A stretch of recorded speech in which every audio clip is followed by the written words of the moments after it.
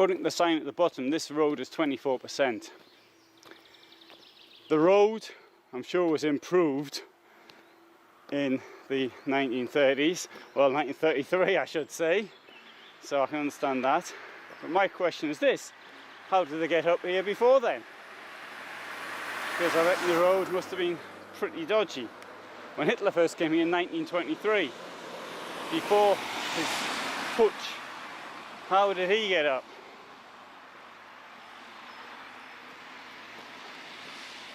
Was there a track? Was there a paved road? I don't know.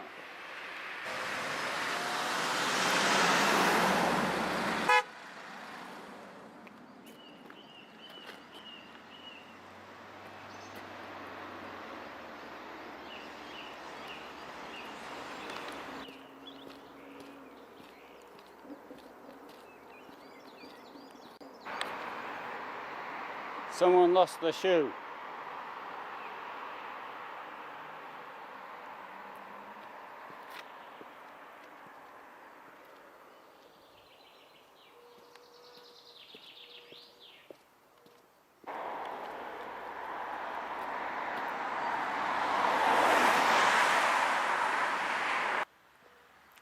Virtue Skating Golf Club.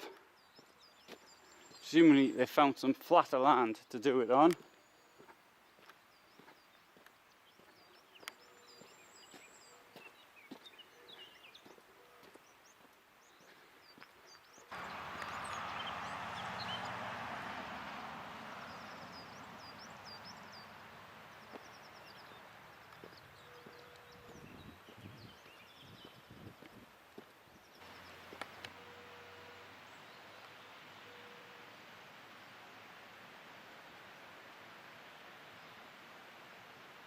An excellent view of the eagle's nest, and it shows how far up the mountain it was, or is. What a folly! That's what it is, it's a folly. It's like these funny things that people built in their vast estate, the aristocrats in the 17th and 18th and 19th centuries. That was a folly built at enormous cost. Of course, didn't bother Nazis, it wasn't their money. Martin Bormann gave it to Hitler for his 50th birthday in the name of the Nazi party, and Hitler didn't like it. He went up there 12 times. He was frightened of the lift that he had to use.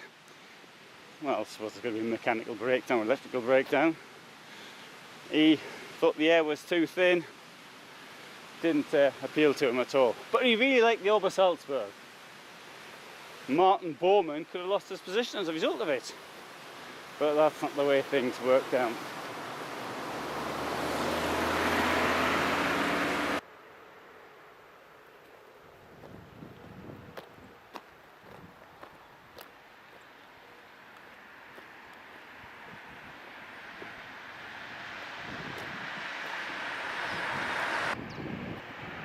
There we see Hotel Token and the bunkers.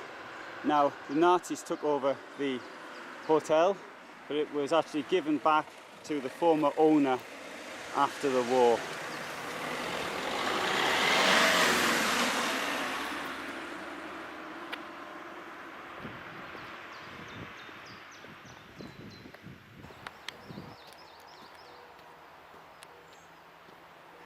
Other than my desire to keep fit, why am I walking up here?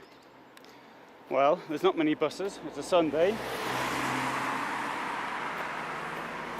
And what happened was, first of all, from the bus stop, and this is my fault, I didn't check. I thought it'd be a bus at 8:30, there wasn't, it was 9:30, so I walked somewhere, had a look at my favourite place, which is Koenigsee, favourite place here, and then I got the bus. Next bus up here was 40 minutes later. Well, normally I'd walk 40 minutes, but I chose to sit down and listen to a lecture on YouTube, which I did. Free internet at the bus stop. After an hour it was clear the bus wasn't going to come, so that's about 20 minutes after it should have been there, so I set off walking. rather than wait 2 hours for the next bus. I said it's only 4 kilometers. I can walk that quicker in 2 hours. I suppose it's doing me good. I haven't eaten since what? I think I finished eating at 3 o'clock yesterday. I'm not certain. So I haven't eaten for what, 21 hours? Almost. And I'm not hungry.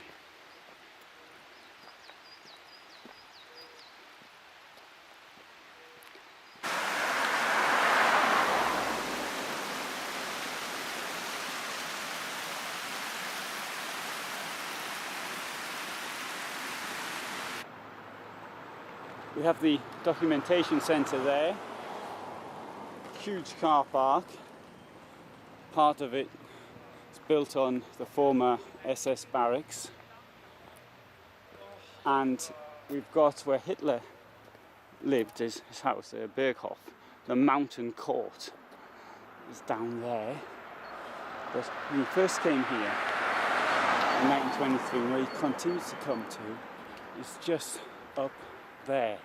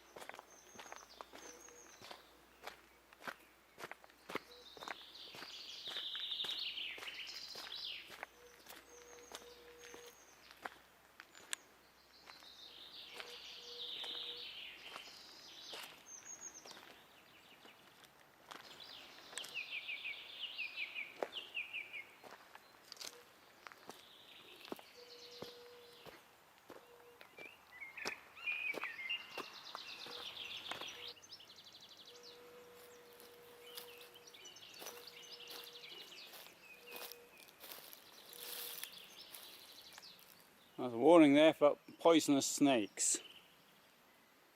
And the asp, which is the most poisonous snake in Europe, is most poisonous in this part of the world.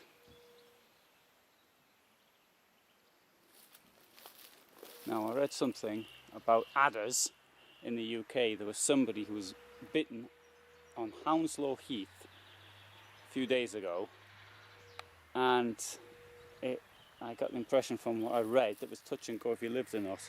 And he was young, fit, he was 30 years old or something. And there's the Kempinski Hotel, which is brand new. I was thinking of going there. I thought maybe I'll do an interview with somebody. I got the address to write to, but in the end it's just too much to do. Can't do everything. This is much more densely forested than it was. You can see pictures of Hitler going down to the tea house, for example, which was down there, which was his daily ritual. And you don't see much in the way of forest. So the Berghof is just down there, I think, and the tea house have been somewhere over there. But what magnificent views.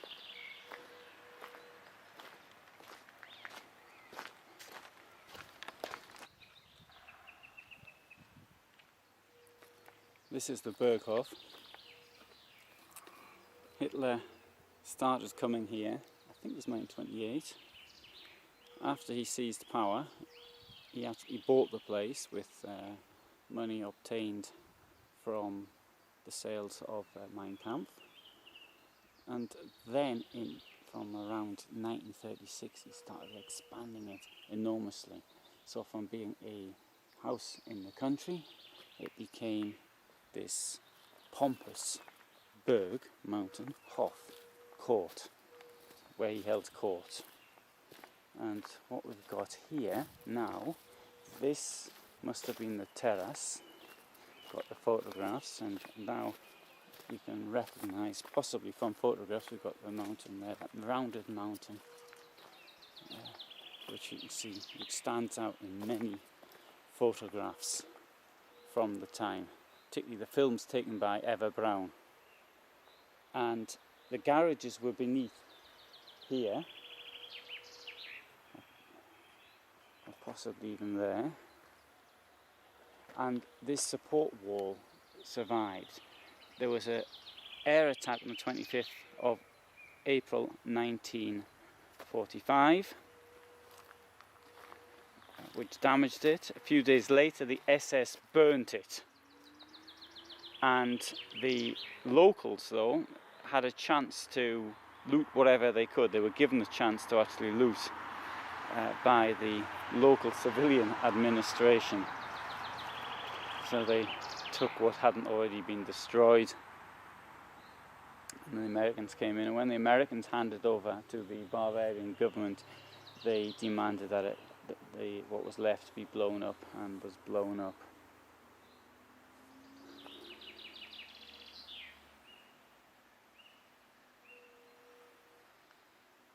Can this have been the place where the decision for the Holocaust was made? My own opinion is that it wasn't. I think the decision was made in Berlin, but steps leading up to it.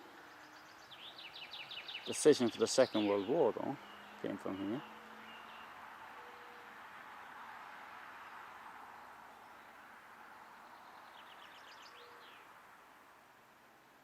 This is the place visited by Lloyd George, Neville Chamberlain, Mussolini, Ciano, and many others.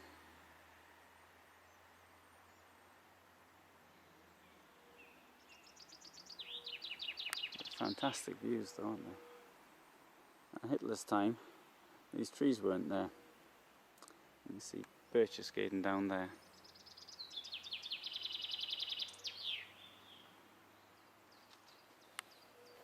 In such a peaceful setting, it's so hard to believe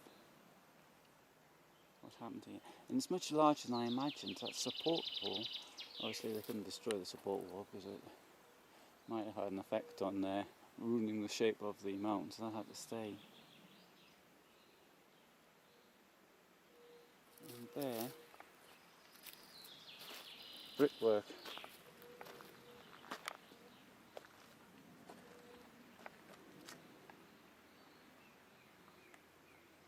Which the souvenir hunters haven't taken with them. And for me as a Holocaust historian to be here, it's quite strange. I've sort of got used to things related to the Holocaust. You know, mass graves, places where people were killed, death camps, ghettos.